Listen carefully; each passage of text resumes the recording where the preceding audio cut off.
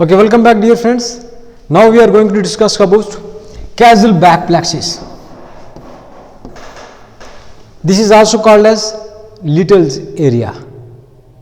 ये बेसिकली हमारी नोज का वो एरिया है जहाँ पे ब्लीडिंग कॉमन होती है. इसको एपिस्टैक्सिस एरिया भी कहते हैं. नोजल ब्लीड को क्या कहते हैं? एपिस्टैक्सिस.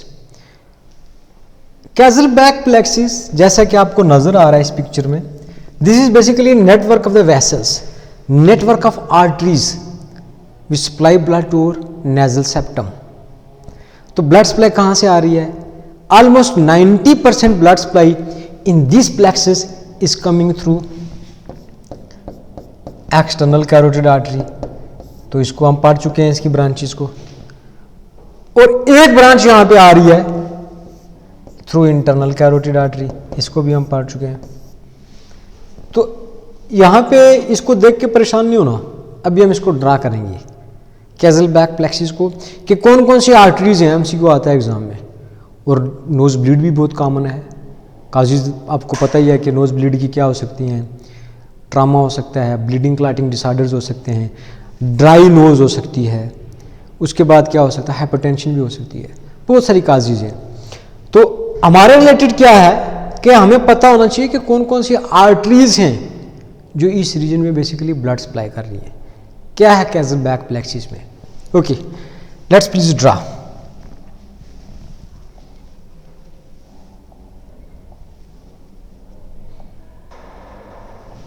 कैज़ल back plexus.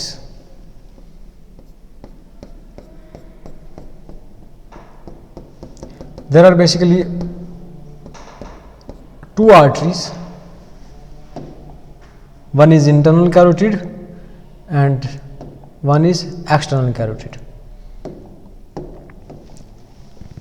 तो इंटरनल कैरोटिड आर्टरी की कौन सी ब्रांच आएगी कैज़ल बैक प्लेक्सिस में? This is your internal carotid artery. Internal carotid artery की कौन सी ब्रांच? Ophthalmic artery. जब हमने ब्लड सप्लाई पढ़ी थी ना सर्कल ऑफ विलियस ब्रेन की, तो मैंने अलग से बताया था that ophthalmic artery is a branch of internal carotid artery. Then तीसरी ब्रांच जो यहाँ पे आती है वो कौन सी है?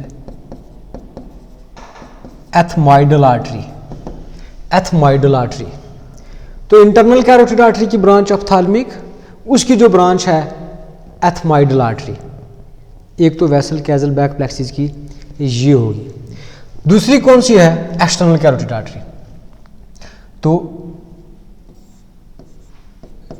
External carotid artery, external carotid artery की ब्रांच है maxillary artery which is the largest branch of external carotid artery.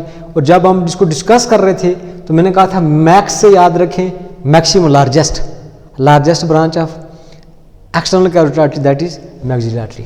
तो मैक्सिलरी आर्टरी की आगे कौन सी ब्रांच है जो कैज़ल बैक प्लेक्सिस में आती है? That is sphenopalatine artery. That is sphenopalatine artery. तो याद रखें ये जो स्फीनोपैलेटाइन आर्टरी है, यहाँ पे एक क्वेश्चन लिखें, this is also known as artery of the epistaxis, sphenopalatine artery.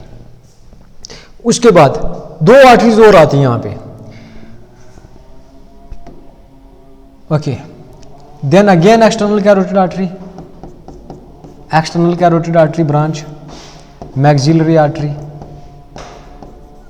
Maxillary artery और greater palatine artery, greater palatine artery, greater palatine artery.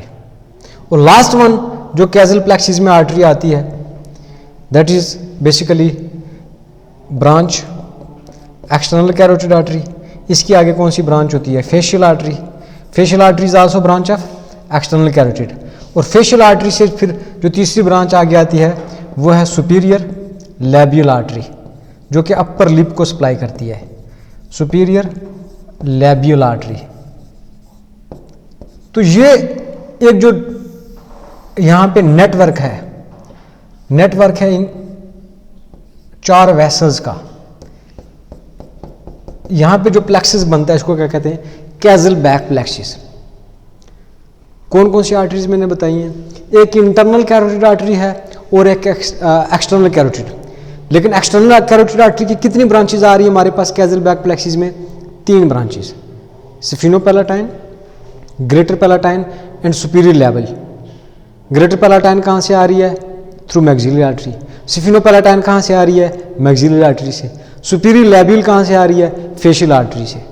एथमाइडल कहाँ से आ रही है? अप्थाल्मिक से। अप्थाल्मिक किसकी ब्रांच है? इंटरनल कैरोटिड आर्टरी की। अब अगर इसमें से आपको क्वेश्चन पूछा जाता है, आई होप कि आप आंसर करेंगे।